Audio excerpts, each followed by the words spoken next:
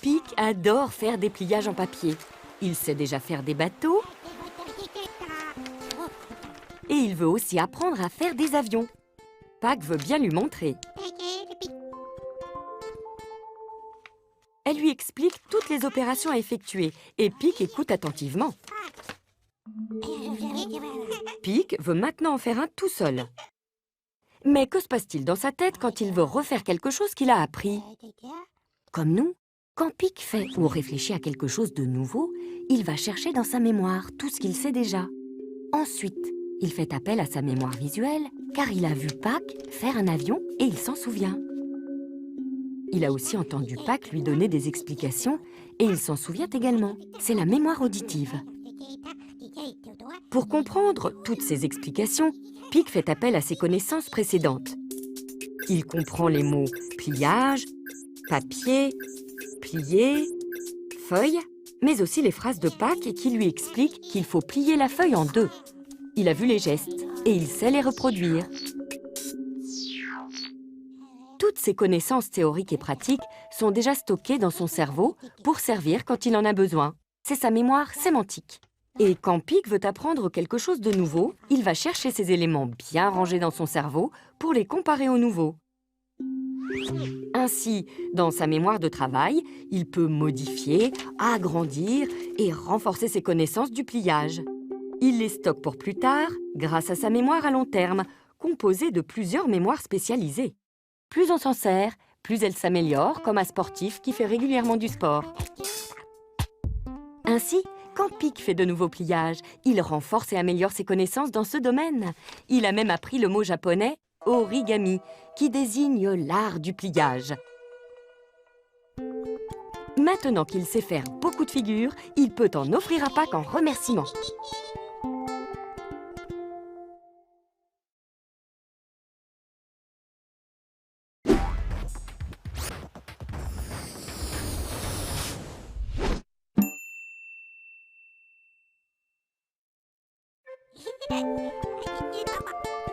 Pac a reçu de ses amis 5 paquets de bonbons en tout pour son anniversaire. Et chaque paquet contient exactement le même nombre de bonbons, 14. Son ami Pic voudrait savoir combien elle a de bonbons au total.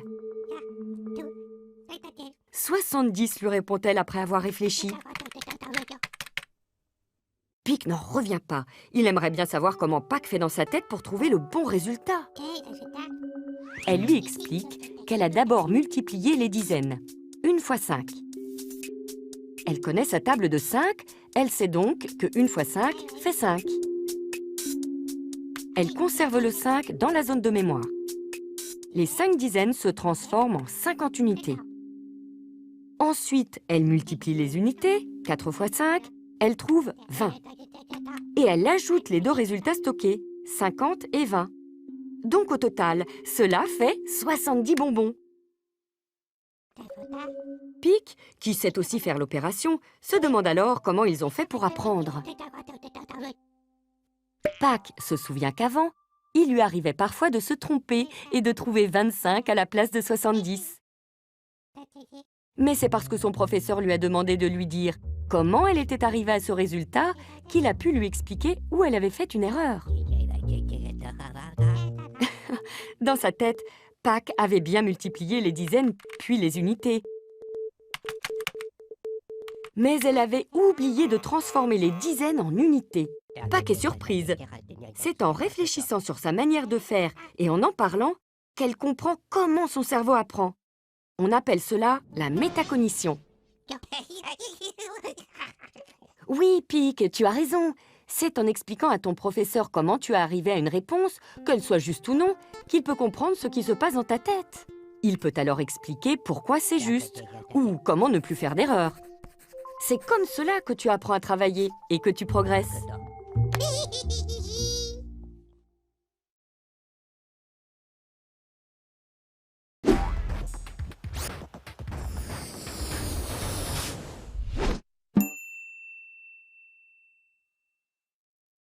Pic est en vacances. Il veut écrire une carte postale à son ami Buc. Il veut lui dire que Pâques est en vacances avec lui et que son papa et sa maman les ont emmenés faire du bateau. Mais Pic a un problème. Il hésite sur les différentes façons d'écrire « et ». Alors Pic a une idée. Il tente de repérer dans un livre quand il faut écrire « et » avec 2 lettres et quand il faut l'écrire avec 3 lettres. Que se passe-t-il alors dans le cerveau de Pic quand il veut écrire sa phrase? Comment son cerveau a-t-il choisi la bonne orthographe? Pour le savoir, il compare ce qu'il veut écrire avec ce qu'il a déjà vu. Et par analogie, son cerveau va choisir tout seul la bonne solution.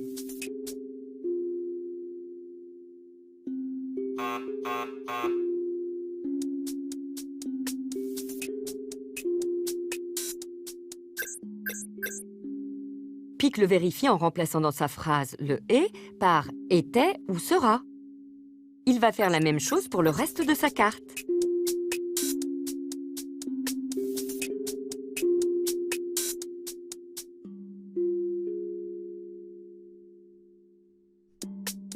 Dans ce cas, Pic ne peut remplacer « et » par « était » ou « sera ».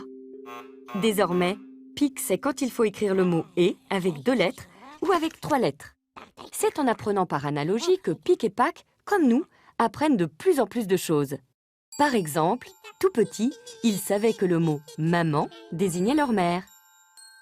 En grandissant, ils ont pu faire des analogies. Ils se sont servis de connaissances anciennes pour en construire de nouvelles.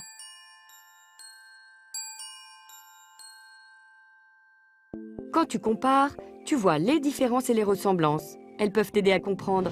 Quand tu fais ça, tu es déjà en train d'apprendre sans le savoir.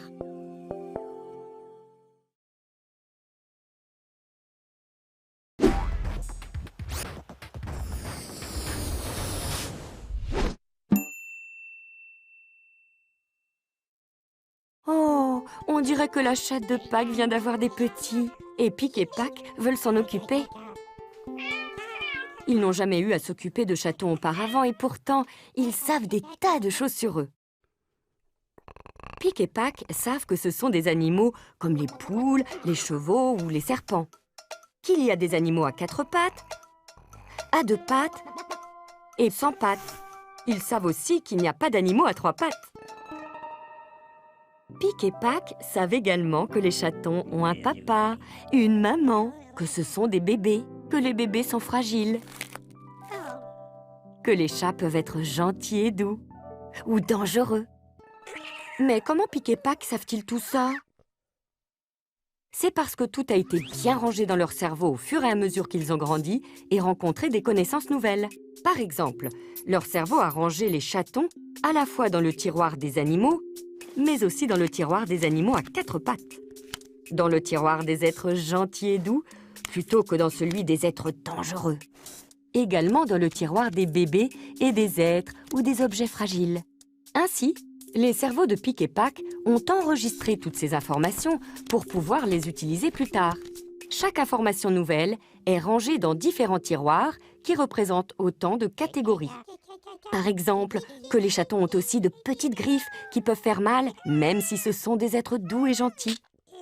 Comme Pic et Pâques, tout ce que tu rencontres de nouveau, ton cerveau le décrit, le compare à ce que tu connais, le classe et le range avec d'autres informations. Et sans le savoir, tu es déjà en train d'apprendre.